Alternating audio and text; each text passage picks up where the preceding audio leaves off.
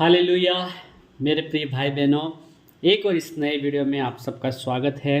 प्रभु आप सबों को बहुत ऐसे आशीष करे। हम लगातार सृष्टि के बारे में यानी उत्पत्ति से हम लोग कई विषय को हम लोग जान रहे हैं। कल हम लोगों ने देखा कि कैन और हाबिल के बारे में। तो आज हम देखेंगे एक बहादुर आदमी। वो आदमी है हनोक। एक बहादुर आदमी हनोक के बारे में आज हम लोग ध्यान करेंगे। इससे पहले आप सबसे एक रिक्वेस्ट है कि अगर आप में कोई नए हैं तो कृपया इस चैनल को सब्सक्राइब कर ले और बेल आइकन को प्रेस कर ले। जब हम नया वीडियो डालेंगे तो आपको नोटिफिकेशन आएगा। आप सबसे पहले वीडियो को आप सुन सकते हैं वचन को। तो आज का इस विषय को हम लोग शुरू करेंगे। आज की कहानी। धरती पर धीरे धीरे लोगों की गिनती बढ़ने लगी, मगर उनमें से बहुत से लोग कैन की तरह बुरे काम करते थे। पर एक आदमी उन सब से अलग था। उसका नाम था हनोक। हनोक एक बहादुर आदमी था और कोई बुरा काम नहीं करता था। वह परमेश्वर का कहना मानता था। क्या आपको मालूम है उस समय के लोग इतने बुरे काम क्यों करते थे? याद है किसने आदम और हवा से परमेश्वर की बात न मानने के लिए कहा था? किसने उन्हें वह फल खाने के लिए कहा था जिसे खाने से परमेश्वर ने मना किया था? जी हाँ, वह कोई और नहीं, एक बुरा स्वर्गदूत था। बाइबल में उसे शैतान कहा गया है।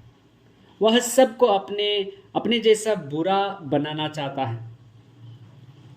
एक दिन यहोवा परमेश्वर ने हनोक से कहा कि वह सब लोगों को एक बात बताए। वह बात शायद किसी को भी पसंद न आती होगी।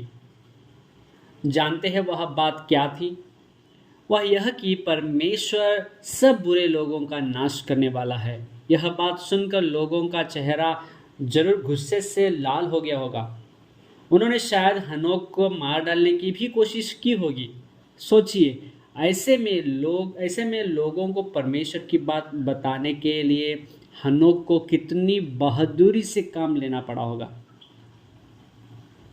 परमेश्वर ने हनोक को उन बुरे लोगों के बीच ज़्यादा दिन नहीं रहने दिया। हनोक सिर्फ 365 साल जिंदा रहा। हम क्यों सिर्फ 365 साल कह रहे हैं? क्योंकि उस समय के लोग आज के लोगों से ज़्यादा ताकतवर होते थे और उनकी उम्र बहुत लंबी होती थी। जैसे कुछ लोग 800 या 900 साल तक जिंदा रहते थे। हनोक का बेटा मेतुशेलह तो 969 साल तक जिया, 969 ईयर्स। हनोक के मरने के बाद लोग और भी बुरे बुरे काम करने लगे। बाइबल कहती है कि वे हमेशा बुरी बात ही सोचते थे और धरती पर चारों तरफ मार काट मची हुई थी। पता है इस कदर बुराई बढ़ने की एक वजह क्या थी? वह यह कि शैतान लोगों को एक नए तरीके से बुरे काम करने के लिए बहका रहा था। इस विषय के बारे में हम अगली कहानी में हम लोग देखेंगे। अगले वीडियो में हम इस विषय के बारे में हम लोग ध्यान करेंगे। आज के लिए इतना ही।